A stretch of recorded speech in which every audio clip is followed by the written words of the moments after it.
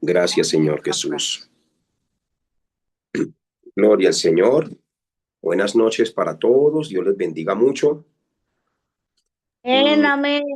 Gloria a amén. Dios. Voy a pedirles a todos que prendan sus cámaras y también pedirles de que estén completamente concentrados en estas clases. Miren, yo les digo una cosa, estas clases valen oro. Estas clases valen oro. Las clases que yo les estoy dando es todo lo concerniente a la liturgia, a la forma en cómo se maneja una iglesia. Sí, hay muchas iglesias, por ejemplo, como cuando yo empecé, que simplemente hacíamos un culto, pero no había un orden establecido bíblico. Y yo quiero contarles como una anécdota que me sucedió a mí con mi pastor principal. Primero, yo era un pastor que yo no estaba bajo sujeción de nadie. Sí, y pues no lo hacía como con un corazón de rebeldía, sino que cuando salí de un lugar en Estados Unidos, pues el Señor me permitió crecer de esa manera y aprender muchas cosas que de pronto no las hubiera aprendido si hubiera estado bajo algún liderazgo en aquel entonces. Pero llegado el tiempo en que Dios me llama y me dice, hijo, tienes que estar bajo sujeción a una autoridad. No puedes ser un pastor solito, suelto por el mundo, y tienes que empezar a organizar todo. Entonces, estando en Corea, recuerdo que una reunión que el pastor principal me hizo, me dijo, Andrés, cuéntame, ¿cómo está tu iglesia? ¿Cómo es tu iglesia? Y yo le dije, bueno, pues la iglesia de Bogotá es así, así y así, y la iglesia de Biotá es así y así. Y me dijo, ah, bueno, ¿y cuántos ancianos tienes? Y yo le dije, no tengo. Y dijo, ¿y cuántos diáconos tienes? Y le dije, tampoco tengo. Dijo, ah, tú no tienes una iglesia entonces, ¿qué es lo que tienes? Esa fue la expresión de él. Para mí fue una confrontación bastante fuerte, bastante dura, porque nadie espera ser confrontado después de tantos años de trabajo, ¿sí? Y que alguien venga y le mueva a uno los sentimientos y las emociones de esa manera. Entonces, allí tocan, si hay orgullo allí, si hay orgullo o si hay soberbia, uno va a reaccionar de una manera incorrecta. Pero cuando uno anhela que la iglesia del Señor crezca, que la iglesia del Señor entre en un orden establecido bíblico, uno está dispuesto a dejarse formar, uno está dispuesto a entender que uno no se las sabe todas, uno está dispuesto a entender y a reconocer que uno puede estar equivocado también. Muchas personas, de pronto en el campo donde he estado, en las misiones, ¿sí? Anhelan mucho que yo vaya y me dicen, Andrés, es la Biblia andante, me dicen así, ¿sí? Pero cuando ellos me dicen eso, yo me veo muy lejos de eso, me veo muy lejos, realmente es el Espíritu Santo quien obra. Realmente, si el Espíritu Santo no estuviera obrando en todo lo que hacemos, pues no seríamos lo que somos hoy en día. Así que el orden trae bendición. Después de que empezamos a ordenar y a organizar la iglesia conforme al diseño bíblico, no conforme a los diseños de los demás, sino conforme al diseño bíblico, entonces toda la economía y todo lo que se necesitaba para las construcciones, para compra de los lugares, para el establecimiento de los propios templos aquí en Colombia, todo empezó a fluir de una manera hermosa. ¿Por qué? Porque se organiza el Evangelio y se organiza también la estructura con la que llevamos el Evangelio. Así que, hermanos, hoy entramos en un tema bastante hermoso que se pudiera decir que es el periodo, uno de los periodos finales del apóstol Pablo, del ministerio del apóstol Pablo. Hemos estado hablando de cómo se establecieron los ancianos, pero hoy vamos a hablar, el título del mensaje es Las cartas pastorales. Las cartas pastorales. Franci está por aquí en la clase. Franci está. Por favor, llama a Franci para que se conecte, amor. Ok, las cartas pastorales. Entonces, este es un tiempo de transición. Pablo sabe que su partida está cerca y bajo la inspiración del Espíritu Santo escribe instrucciones definitivas para que la iglesia de Jesucristo mantenga un orden establecido, para que mantenga su pureza espiritual, para que mantenga su pureza doctrinal y para que mantenga el orden bíblico en el liderazgo dentro del templo, es decir, en la congregación. Así que las cartas pastorales son Primera de Timoteo y Segunda de Timoteo y Tito. Primera de Timoteo, Segunda de Timoteo y Tito. Esas cartas son el manual de operaciones para todo aquel que preside en la casa del Señor. Es decir, para todos aquellos que están ejerciendo un ministerio, esas cartas son importantísimas. Me hacen el favor, mañana, los que están aquí reunidos me van a entregar las 3 cartas leídas. Amén. Aquí pongan allí, tarea, leer las 3 cartas y mañana, fielmente, delante de la presencia del Señor Jesucristo, en cuya presencia estamos, como teniendo a nuestro Santo Espíritu, aquí casi está en medio de nosotros, como testigo de que les estoy pidiendo esta tarea para que todos lean las 3 cartas de aquí a mañana. Son muy pequeñitas, no son largas, no son largas. Y voy a escoger a diferentes personas para que me den un foro. No tienen que hablar de todas las 3 cartas completas, pero sáquenme el mensaje núcleo de las 3 cartas, por favor. Bueno, porque esas 3 cartas son el pilar, son la columna vertebral de un ministerio. Son importantísimas. Primera de Timoteo. Vamos a leer Primera de Timoteo. Voy a buscarlo aquí en la Biblia. Primera de Timoteo, capítulo 3, versículo 14. Esta va a ser nuestra escritura inicial.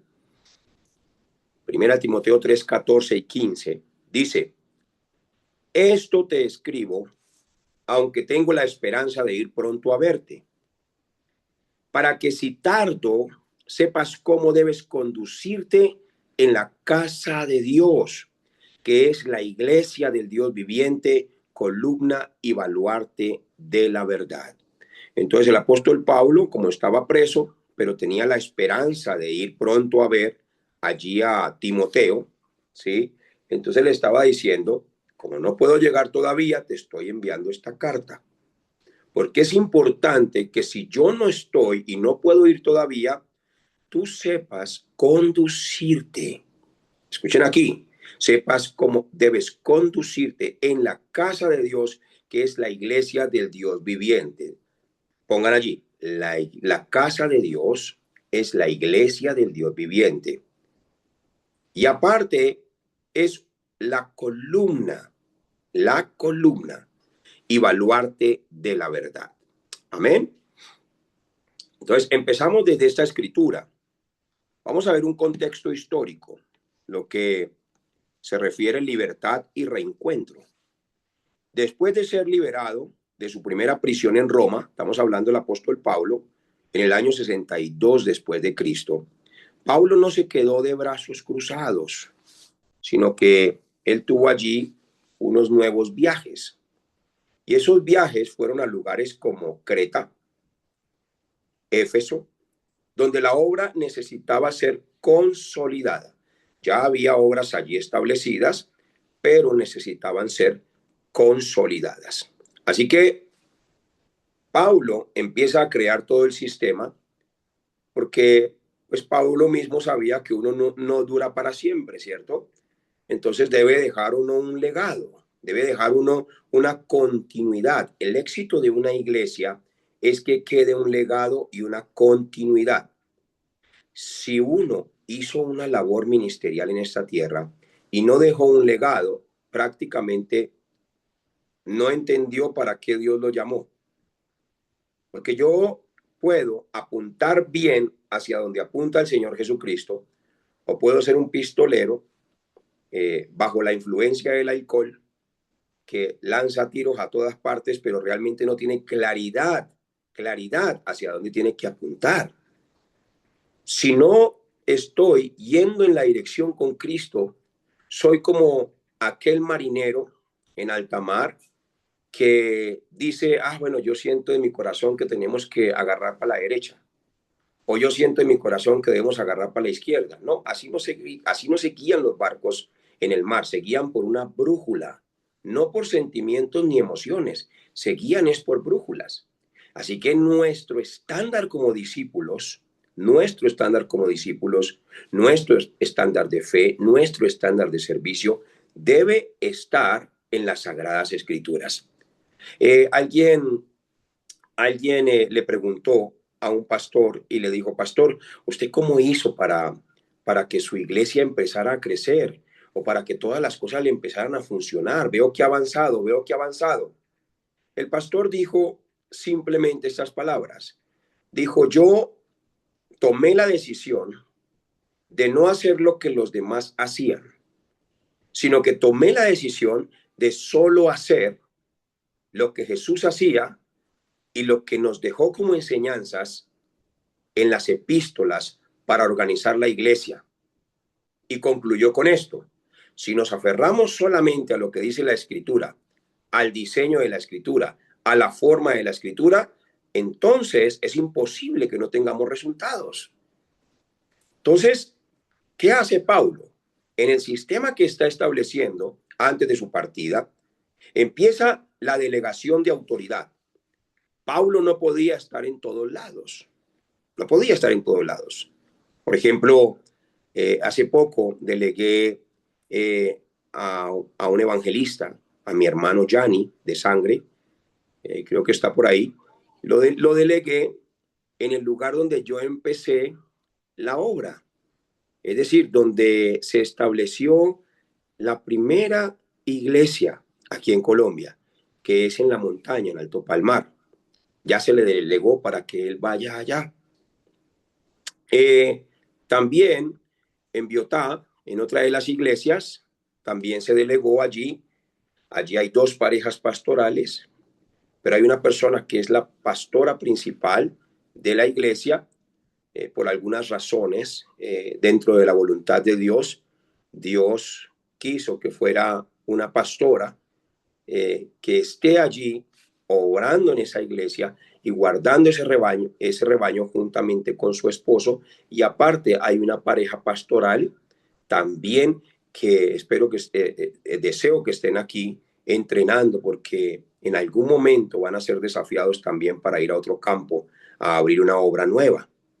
Entonces, eso es lo que está haciendo el apóstol Pablo. Está estableciendo un sistema, pero necesitaba, antes de irse, antes de su partida, delegar a personas, delegar autoridad. ¿Por qué? Porque Pablo no podía estar en todas partes, así que dejó a sus colaboradores de más confianza a cargo de regiones muy claves. Repito esto: a las personas que se le delegaron estos cargos fueron a las personas de mayor confianza, mayor confianza. La confianza no se basa en cuán buena gente sea o cuán chévere sea una persona. La confianza se basa en si esta persona es radical en lo que hace. Les hablo, por ejemplo, de la pastora Nancy. La pastora Nancy es una pastora excelente, excelente. Una mujer muy sujeta, a tal punto que a veces llora si no puede cumplir las cosas como están delegadas y como a veces se le establecen. Hasta ese corazón tiene. Trata de dar siempre lo mejor, con excelencia. Obvio, se nos escapan muchas cosas a todos, ¿cierto? Pero el corazón que tiene para servir es un corazón muy sujeto, una persona que nunca se atreve a denigrar la autoridad de uno, como Pablo y Tito nunca se atrevieron a denigrar la autoridad de Pablo, porque era su autoridad. Es una persona que sabe estar bajo sujeción, es una persona que le pueden hablar mal de uno y ella lo defiende a uno a capa y espada, es una buena escudera. Aparte, es una gran sierva del Señor que se sujeta a las enseñanzas que uno da. Si uno le dice, pastora, las cosas así, así, así, ella las hace así, así, así. Entonces, es importante identificar, es muy importante identificar a las personas de confianza, de confianza. Y esa confianza también añade algo muy importante. La confianza es el saber de que tú le puedes delegar algo a alguien y que ese alguien va a superar lo que sea, pero no se va a mover de su posición. Por ejemplo, vamos a decir, no, esto no lo tomen, esto está dentro del estudio que estoy dando. Estamos llevando un estudio consecutivo. Por favor, no piensen que uno está hablando esto por alguien o hacia alguien, jamás, jamás. Vamos a decir que una persona no es constante en su servicio y en el mes siempre falla, a veces no viene, no hay una buena comunicación. Entonces, uno pierde la confianza.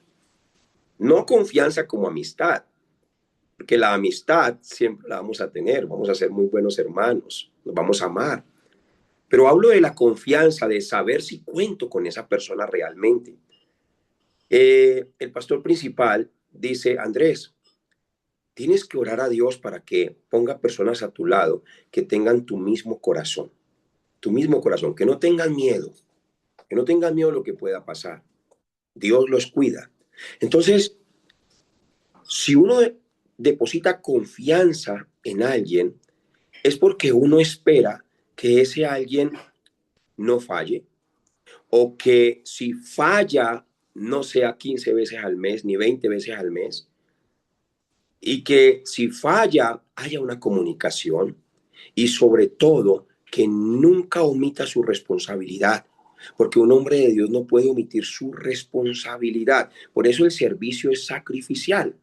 Ahorita estoy preparando un tema, por ejemplo, muy hermoso que lo voy a compartir con ustedes quizás en la próxima o de aquí a unas 2 o 3 clases sobre, sobre lo difícil que es servir cuando uno tiene muchas labores, cuando uno tiene familia y cuando uno es soltero, lo fácil que es servir. Entonces, de ahí la iglesia también se debe organizar para generar mayor responsabilidad y crear un equipo élite con personas que realmente puedan cumplir con los requisitos y crear un equipo que no es élite, pero es un equipo de apoyo con personas que tienen sus trabajos, que no pueden cumplir las responsabilidades todo el tiempo, que no pueden estar en todas las actividades porque tienen empresa, porque tienen negocios. Entonces, es muy importante darle orden a todo esto. ¿Saben por qué?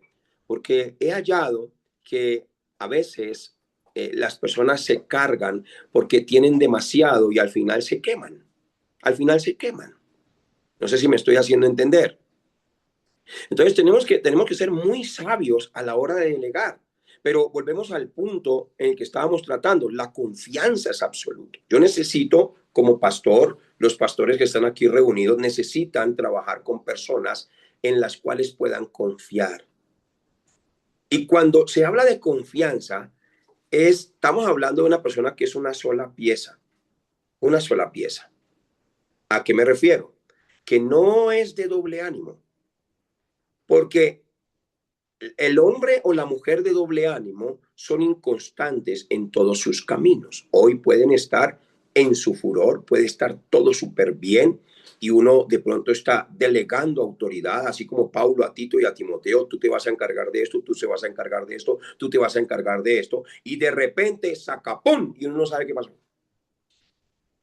O sea, uno sí sabe qué pasó, pero uno no piensa que por lo que ha pasado, cualquiera que sea la situación en cualquier iglesia, uno no piensa que alguna persona vaya a dejar su lugar, que fue entregado por Dios en la iglesia del Dios Todopoderoso, que es la columna y baluarte de la verdad.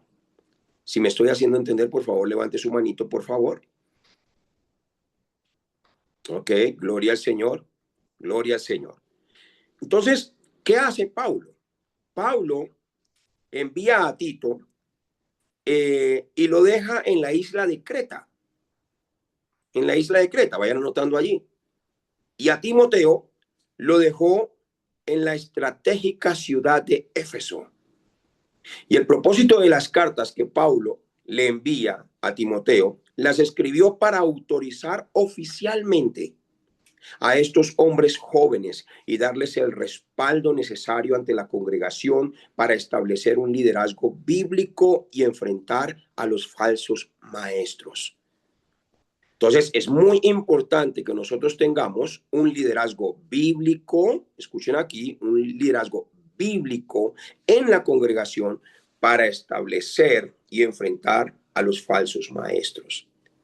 Ahora, no quiero que se sientan como yo de pronto me sentí en algún momento, de lo cual yo ya descansé de eso, bendito sea el Señor, de que porque estoy escuchando un tema de esto, entonces pienso que todo está mal. No hay que pensar así.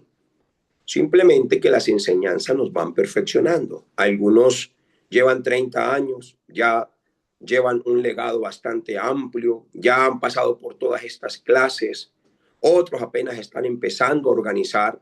El hecho de que usted en este momento no tenga ancianos, no tenga diáconos, el hecho de que usted en este momento todavía esté luchando con en quién confío en la iglesia, y quién se va a quedar, quién se va a ir, quién se va a quedar, no significa que lo esté haciendo mal, lo está haciendo bien, pero Dios va organizando todo. Al final, después de todo lo que va sucediendo, van quedando los discípulos. Algunos se enojan, pero lo superan. Algunos de pronto se toman un descanso, pero lo superan. Algunos lloran, pero lo superan. Y el que no va a estar con nosotros, porque no era de nosotros realmente, porque no era salvo tampoco, pues simplemente se va a ir. Pero es importante descansar en Dios. Descansar en Dios. ¿Estamos aquí todos?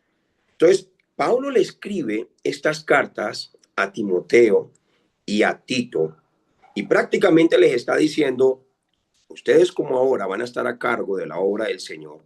Es importante que sepan cómo se lleva a cabo un liderazgo dentro de la iglesia. Entonces, vamos a ver ahora lo que es el establecimiento del liderazgo en Creta. Establecimiento de liderazgo en Creta. Pónganlo allí, por favor, establecimiento de liderazgo en Creta. Gloria al Señor. En la isla de Creta, el liderazgo enfrentaba un reto moral grande. Tenía problemas morales.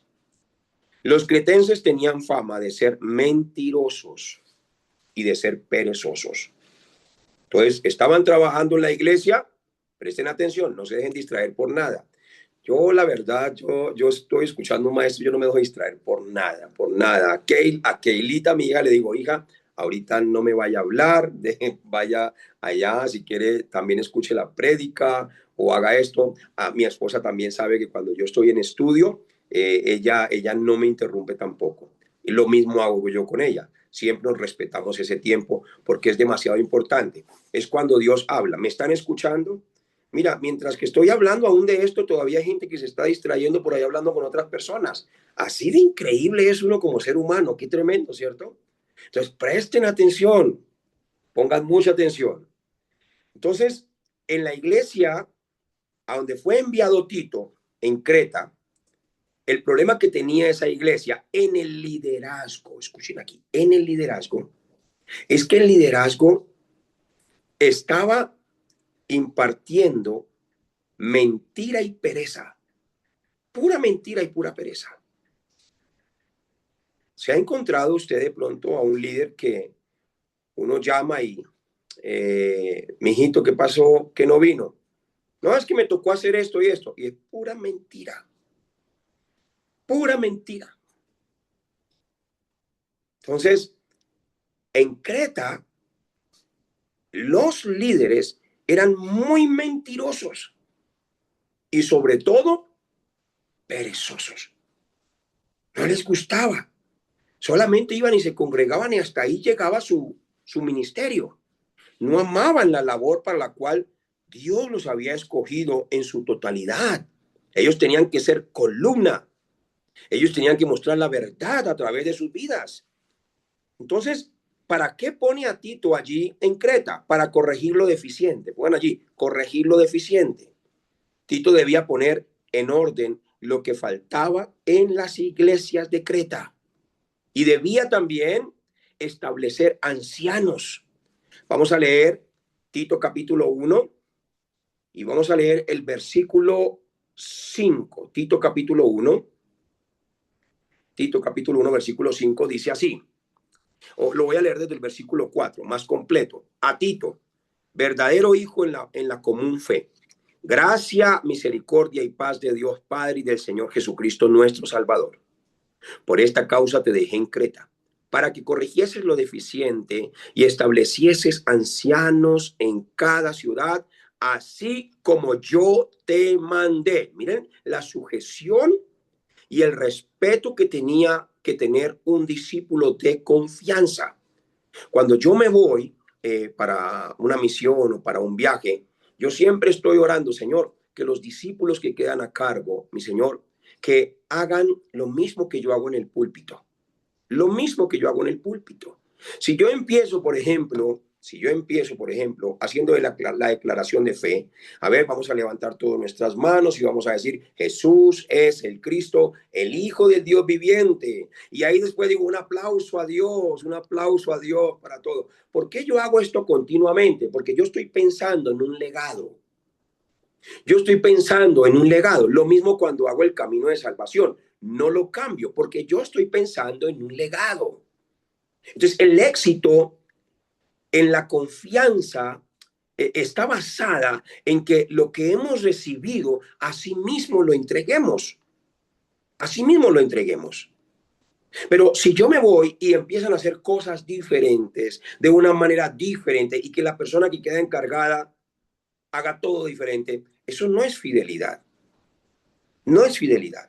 Ahora, si uno deja personas encargadas dentro de la iglesia, como Pablo dejó a Timoteo, tienen que ser personas fieles, que también sepan corregir de la manera que uno lo hace, que sepan aconsejar de la manera que uno lo hace, y que cuiden el rebañito, que cuiden el rebaño de la manera que uno lo hace.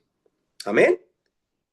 Y doy gracias a Dios porque nuestra iglesia, lo digo para testimonio de todo y para la gloria de Dios, nuestra iglesia tiene este prototipo de liderazgo. Bendito sea el Señor. Entonces lo deja allí para establecer ancianos. Y dice, por esta causa te dejé en Creta para que corrigieses lo deficiente y establecieses ancianos en cada ciudad, así como yo te mandé. ¿Y qué era lo deficiente que había en la iglesia de Creta? Eran perezosos, no les gustaba hacer las labores, siempre se excusaban, siempre sacaban cualquier excusa, estaban más centrados en el yo que realmente en las cosas de Dios. Y lo otro es que eran muy perezosos, muy perezosos. Entonces, ¿cuáles son los requisitos? Paulo empieza a enviar unos requisitos y enfatiza que el anciano debe ser irreprensible. Vamos a leerlo en la misma palabra. Vamos a leer cómo eran los ancianos para que ustedes conozcan. En Primera de Timoteo,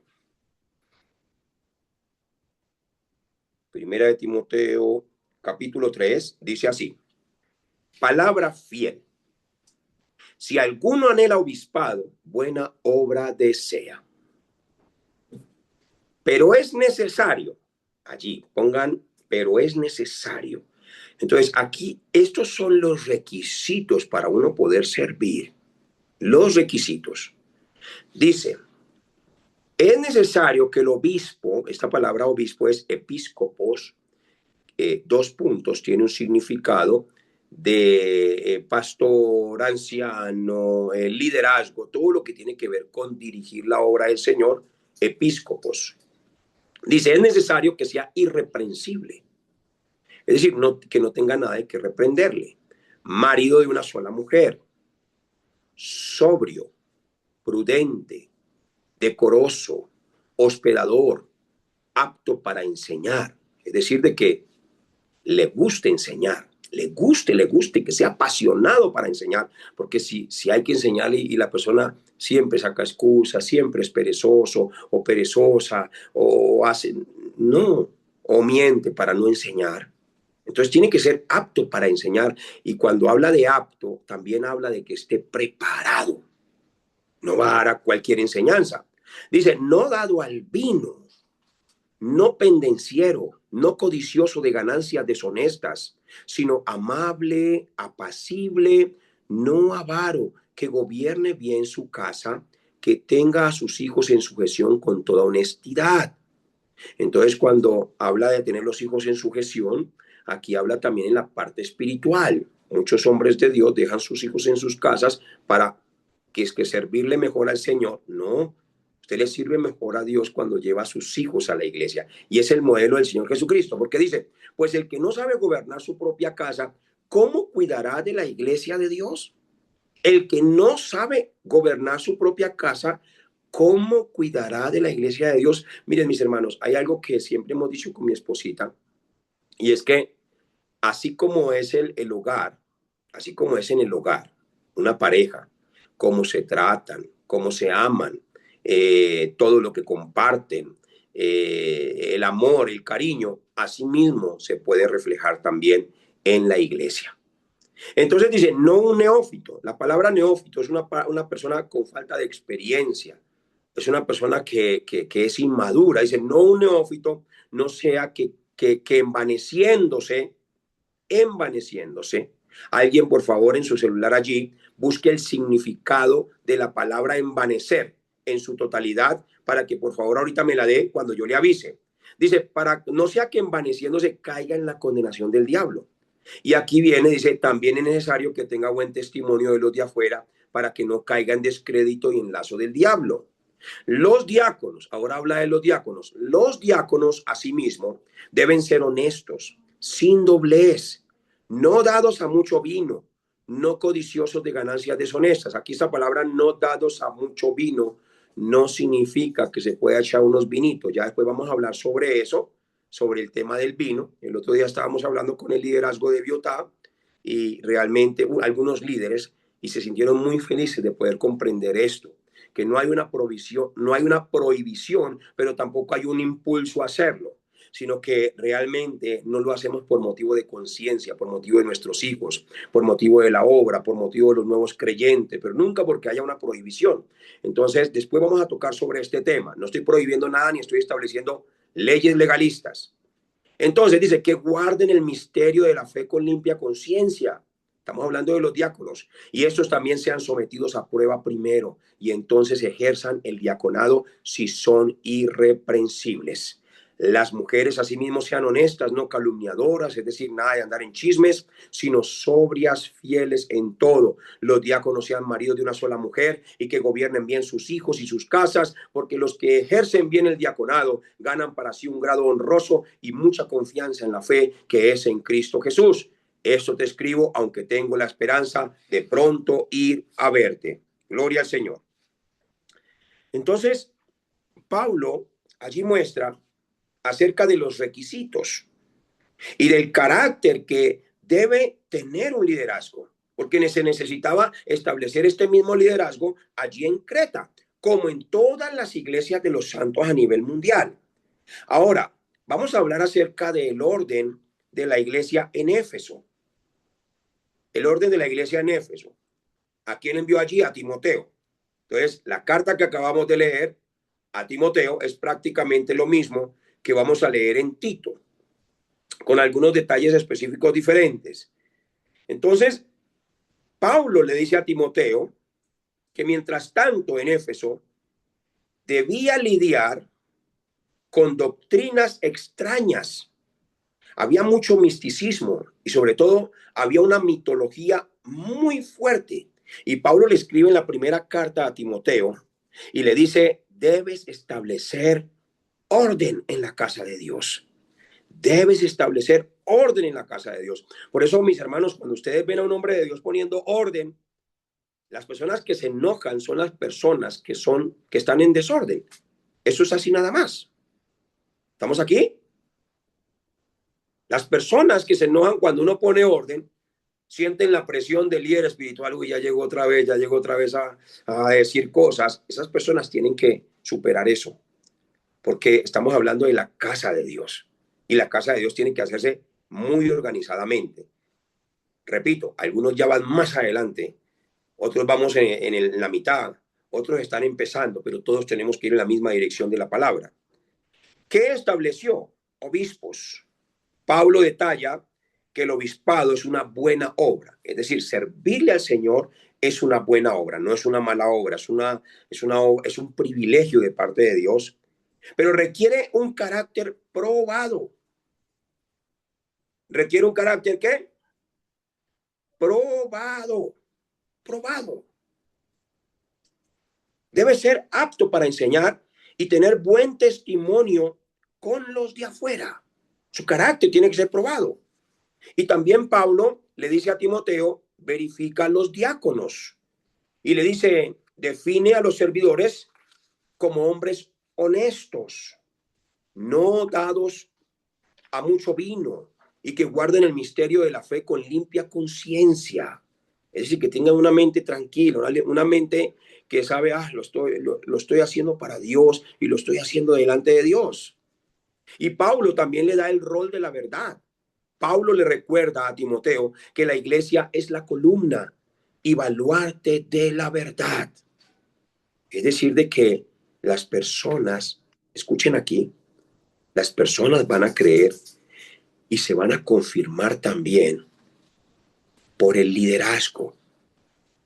Ahora entienden por qué el liderazgo es tan importante dentro de la iglesia. ¿Por qué el liderazgo tiene que ser fiel? ¿Por qué el liderazgo tiene que ser sacrificial? ¿Por qué el liderazgo no tiene que jugar a ser líder, sino que realmente tiene que ser una persona que no suelte su liderazgo para nada? Porque cuando uno no es columna y baluarte de la verdad, lo que empieza es a dañar todo. Quítele usted una columna a una casa. Vamos a decir que las columnas de una casa hablaran y una columna dijeran, ay no, yo ya no voy a servir más. Y se quita. ¿Qué va a pasar? ¿Qué va a pasar? De pronto no se desploma, escuchen aquí, de pronto no se desploma toda la casa, porque las otras columnas están ahí fuertes, pero sí se desploma esa parte que tenía que ver con esa columna, esa parte que tenía comunicación con esa columna, esa parte que tenía allí el embarillado y todo agarrado con esa columna, esa parte se desploma. A eso yo siempre he dicho que es un líder que deja su lugar por falta de carácter, por falta de haber sido procesado, deja su lugar y las personas que estén entrelazadas con ese líder que era una columna se debilitan y a veces también se van. Mis hermanos, esto es delicadísimo, delicadísimo. Por eso tenemos que tomar conciencia de que el Señor fue el quien nos escogió y Él quiere que le sirvamos. Él quiere que le sirvamos de la manera que Él quiere. Entonces, si los líderes fallan en su carácter, si ellos fallan en su carácter, el liderazgo, si falla en su carácter o en la enseñanza, la columna se debilita y la verdad se pone en riesgo. Se pone en riesgo. Yo pudiera enseñar muchas cosas raras que están enseñando hoy en día, pero no. Yo me voy a sujetar solamente a lo que dice la palabra y he aprendido que tengo que ir en la misma dirección con Cristo y por eso verifico que toda enseñanza que esté dando vaya en la misma dirección con Cristo. Entonces, pongan allí el legado final, y eso lo van a leer en segunda de Timoteo, que fue la segunda carta que Pablo le envió a su discípulo amado. Esta es la última carta de Pablo escrita desde una segunda prisión en Roma, mucho más dura que la primera. Y esta carta la escribe poco antes de su martirio. ¿Qué le escribe en esta carta? El relevo generacional. Le habla sobre el relevo generacional. Segunda de Timoteo, capítulo 2. Voy a leer Segunda de Timoteo, capítulo 2, versículo 1 y 2. Dice, miren cómo le habla tan lindo a su hijo Timoteo. Tú pues, hijo mío, esfuérzate en la gracia que es en Cristo Jesús. Qué maravilloso y qué hermoso ver esta escena tan linda. La verdad, mi corazón se llena de regocijo. De Pablo estaba preso. Pablo estaba preso, pero tenía personas de confianza que no iban a dejar la obra botada, que no iban a dejar sus labores, que habían entendido que le servían a Jesucristo, pero tenía personas muy sujetas, que aún, hermana que me escuchan, impresionante cómo estas personas, aún con una carta, sin ver las personas, acataban y obedecían y se sujetaban y hacían lo que se les mandaba. Pero hoy en día las iglesias sufren porque ni aún de frente, ni aún repitiéndose los 10 veces cada semana, ni aún así. Muchos no lo hacen. Estoy hablando de iglesias a nivel mundial. Pablo daba una sola carta y ellos lo hacían. Uno a veces tiene que repetirle a las personas. Mira, yo llevo repitiéndole a muchas personas una cantidad de cosas por años. Por años. Y alguien me dijo, usted se volvió más misericordioso que Dios. Y dijo, y eso es precisamente porque la iglesia a veces sufre dentro del liderazgo. Porque la falta de sujeción, la familiaridad. Es decir, empiezan a tratar al pastor como familia o al líder espiritual como familia. Entonces ya no le obedecen como un hombre de Dios, sino, bueno, el pastor es chévere, él entiende, él entiende. Yo siempre, miren, yo siempre le digo a las personas, yo te entiendo, yo te entiendo, pero no lo digo desde una perspectiva como que yo esté feliz. No, yo te entiendo. O sea, entiendo por qué eres así, pero no porque estés bien, no porque estés bien, pero yo te entiendo. ¿Qué más hago? Yo te entiendo. Ya Dios te alineará, Dios hará algo para que las cosas se hagan como Él quiere en su bendita palabra. Amén. Entonces dice, escuchen aquí porque aquí estamos hablando del relevo generacional. Dice, tú pues, hijo mío, esfuérzate en la gracia que es en Cristo Jesús. Lo que has oído de mí ante muchos testigos, lo que has oído de mí ante muchos testigos, esto encarga a hombres fieles que sean idóneos para enseñar también a otros. ¿Alguien buscó la palabra que pedí, por favor, para que la lea? ¿Quién buscó la palabra? Que prenda el micrófono rápidamente. Dale, Giovanita. El significado. Prende el micrófono. Ahí ya está. Bueno, pastor, la palabra envanecer. Sí. Envanecer significa causar o infundir soberbia, vanidad o un orgullo excesivo en alguien, así que se vuelva arrogante. Se utiliza comúnmente en su forma pronominal, indicando que alguien se llena de orgullo propio y también describe cuando un fruto se pudre o se seca por dentro. Exactamente. Mire, des en cuenta que esa palabra tiene que ver con soberbia, con soberbia. Y para uno poder dar un relevo hacia la próxima generación, tenían que ser personas que no se envanezcan, tenían que ser personas idóneas, personas enseñables, personas sujetas, personas respetuosas, personas que valoren y que sepan gobernar bien. Porque donde no se gobierna bien, el pueblo se desenfrena. Donde no hay dirección sabia, dice la escritura, el pueblo se desenfrena. Y miremos qué es lo que representa la palabra soberbia. Miren lo que dice soberbia. La soberbia es considerada tanto en la teología como en la ética clásica como el origen de todos los demás vicios. O sea, es el origen, es como la raíz de todo lo que una persona empieza a hacer o en una dirección incorrecta que empieza a crecer. Dice, se define como el deseo desmedido de ser preferido a otros, basado en una opinión exagerada de la propia valía. Vamos a ver una definición. Definición y naturaleza de la soberbia. En el griego bíblico, la palabra utilizada es uperepanía, uperepanía del griego, que literalmente significa mostrarse por encima de los demás.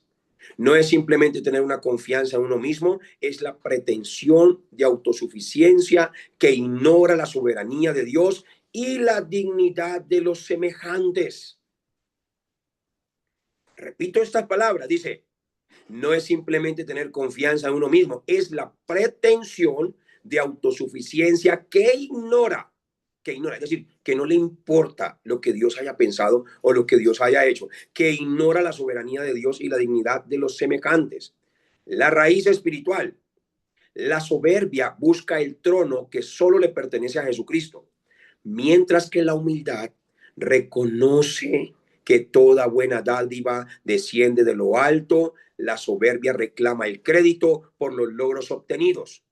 La advertencia bíblica antes del quebrantamiento, dice Proverbios capítulo 16, versículo 18, antes del quebrantamiento es la soberbia y antes de la caída la altivez de espíritu. Entonces, cuando una persona va a ser quebrantada, escúchame aquí, cuando una persona va a ser quebrantada, lo primero que se le ve en ella es soberbia. Y cuando una persona va a caer, el primer fruto que empieza a tener es altivez de espíritu. Pues hay que mantener la humildad. La humildad, amén. Es importantísimo eso. Entonces, para uno tener un relevo generacional, toca con personas firmes, porque hay que enseñar lo mismo que uno les enseña a ellos. La suficiencia de la escritura, pongan allí, la suficiencia de la escritura. Aquí Pablo le recuerda en la segunda carta a Timoteo y le dice, le recuerda que toda la escritura es inspirada por Dios y que es útil para que el hombre de Dios sea perfecto, enteramente preparado para toda buena obra. Entonces, lo que me da preparación para yo servir en el ministerio de la manera que Dios quiere es la palabra de Dios. Conclusión y aplicación, pongan allí, conclusión y aplicación. Hay una historia que quiero que se la imaginen. Cuando suelten sus lapiceros, voy a hablar de esta historia para que se pueda concentrar muy bien. Pero quiero que se la imaginen. Imagínense en una carrera de relevos, en un estadio oscuro, luces apagadas, no se ve absolutamente nada, un estadio totalmente cerrado, que sin la luz no se puede ver a nadie prácticamente. Entonces, imagínense en esa carrera de relevos en un estadio oscuro. El primer corredor lleva una antorcha encendida. Corre con todas sus fuerzas, pero sabe que sus pulmones no aguantarán toda la distancia. A lo lejos ve al siguiente corredor esperando. El momento más crítico no es la carrera, ni llegar hasta donde está el otro corredor, sino el segundo en que las manos se encuentran, y la antorcha pasa de uno a otro sin que la llama se apague. Entonces, el momento más crítico no es llegar hasta el final. El momento más crítico es si el otro que va a recibir la antorcha la va a recibir bien, o al recibirla la va a dejar caer, o al recibirla la va a dejar apagar. Y si la deja caer, grave. Y si la deja apagar, grave. Por eso, el que recibe la antorcha tiene que estar preparado para recibirla bien, para que no se apague. Y eso es lo mismo, hermanos. Pablo es ese primer corredor, Timoteo ese segundo corredor, Tito es ese tercer corredor, y ellos son los que estaban esperando esa antorcha. Las cartas pastorales son las instrucciones de cómo agarrar la antorcha para que la luz de Jesucristo siga iluminando el mundo cuando los apóstoles ya no estaban o cuando nosotros ya no estemos. La única manera es que pasemos este legado de la manera que el Señor Jesucristo lo enseñó. Amén. ¿Estamos aquí todos? Muy bien. 3 preguntas con las que quiero terminar. Pregunta número 1. ¿Pasarías el casting de Creta? Acuérdense que hablamos de Creta. ¿A qué se refiere? Pablo dice que los líderes no deben ser dueños, que los líderes no deben ser dueños de sí mismos. Es decir, que no deben ser soberbios ni iracundos. Corrijo, Pablo dice que los líderes no deben ser ni soberbios ni iracundos. Si tuviéramos un enojómetro, no un termómetro, sino un enojómetro en la iglesia, ¿quién de todos los que estamos aquí, quién de todos nosotros haría estallar el aparato cada vez que algo no sale como quiere? ¿A quién se le activaría ese enojómetro si uno lo pasara? Porque todas las cosas no van a salir como uno quiere, ¿cierto? Entonces hay que tener y crear carácter para eso. Segunda pregunta, hombres fieles e idóneos. Pablo busca gente que sea idónea para enseñar. Si hoy te pidieran dar una clase de media hora solamente de media hora, sobre quién es Jesucristo, sin utilizar tu celular, sin utilizar tu dispositivo, sin utilizar absolutamente nada de apuntes, ¿serías un líder idóneo o estarías pidiendo auxilio a otro porque no sabes lo que tienes que enseñar? ¿O serías idóneo? Y tercer punto, la casa de Dios. Si la iglesia es columna de la verdad, tú estás siendo un pilar que sostiene la obra o eres un adorno que solo está ahí para que la iglesia se vea llena o eres una columna que has pensado inclusive en cualquier momento moverte de tu lugar.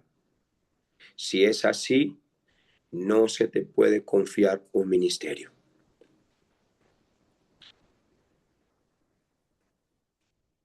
¿Tú te imaginas que yo te esté confiando un ministerio y tú ya estés pensando o hayas tenido pensamientos de irte?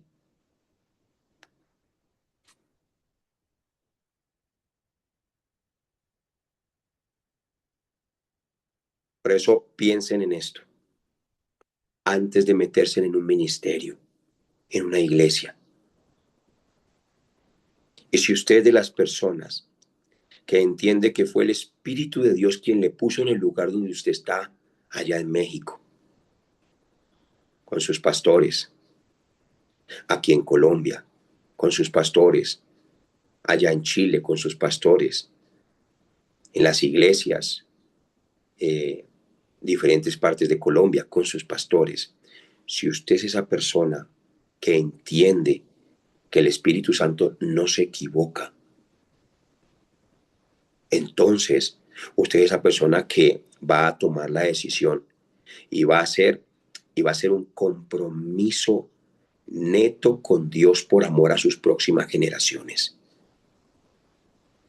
Y va a decir, Señor, mi compromiso es que me voy a volver una persona que permanece, una persona que se mueve todo el tiempo, una persona que va a echar raíces y voy a superar los problemas que vengan en el lugar donde estoy. Y voy a superar las crisis juntamente con mis hermanos, con mis hermanas, con mi familia. Y cuando si alguno de pronto a quien amo o a quien valoro se mueve de su lugar o hasta se va, yo no me voy, no me voy. Yo me quedo porque valoro lo que me has dado. Valoro lo que me has enseñado. Y quiero que mis hijos, mis nietos, me vean haciendo lo mismo. Y que de aquí a 20 años mis nietos me pregunten, mamá, perdón, abuelita, abuelito, ¿usted siempre ha permanecido en esta iglesia? Y que su testimonio fluya hacia ese corazón. Que sea el testimonio de decir, siempre he sido solo de esta iglesia, o decir la verdad, nieto, un día yo me movía de iglesia en iglesia. Porque así fui formado, o de pronto porque me llenaba de muchos motivos.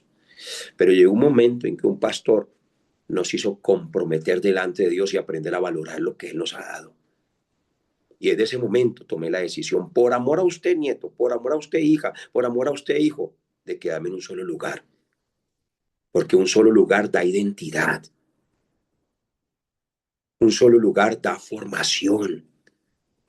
Muchos lugares lo que dan es un sancocho de una cantidad de cosas que al final la persona no se queda ni en un lado ni en otro.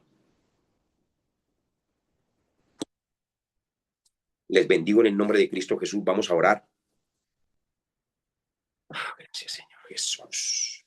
Padre eterno, Dios todopoderoso, te damos gracias por el legado del apóstol Pablo y por las instrucciones claras que nos dejaste en las cartas pastorales. Gracias porque en tu sabiduría estableciste un orden para tu casa, para que no caminemos en confusión, sino bajo la guía de tu Santo Espíritu y tu palabra infalible. Señor Jesús, que tú que eres la cabeza de la iglesia y tú eres el Cristo Redentor, te pedimos que levantes en nuestras vidas, en nosotros, esos hombres y mujeres fieles, idóneos y llenos de tu gracia y de tu verdad. Ayúdanos a cultivar un carácter irreprensible, a ser sobrios, prudentes y decorosos, Padre Santísimo, Señor, en todo lo que hacemos. Que nuestro liderazgo no sea por interés personal, sino por un amor profundo a tu obra y a tus ovejas. Danos la valentía de Tito para corregir lo deficiente y la perseverancia de Timoteo para guardar el depósito de la fe y aún en los momentos más difíciles de nuestras vidas, cuando haya cansancio, cuando vengan problemas, cuando vengan sentimientos y emociones que van en contra de tu voluntad. Danos, Padre Santo, ese carácter y la perseverancia, así como Tito. Espíritu Santo, fortalece a todos los que están hoy aquí reunidos, que cada uno de nosotros sea una columna firme que sostenga la verdad del evangelio ante un mundo que vive en tinieblas. Bendícenos, Padre Celestial, para que podamos pasar la antorcha de la fe a las siguientes generaciones sin que la llama se apague. Todo esto lo hemos orado en el nombre glorioso y soberano de nuestro Señor Jesucristo. Amén y amén. Amén. Gloria al Señor. Gloria al Señor.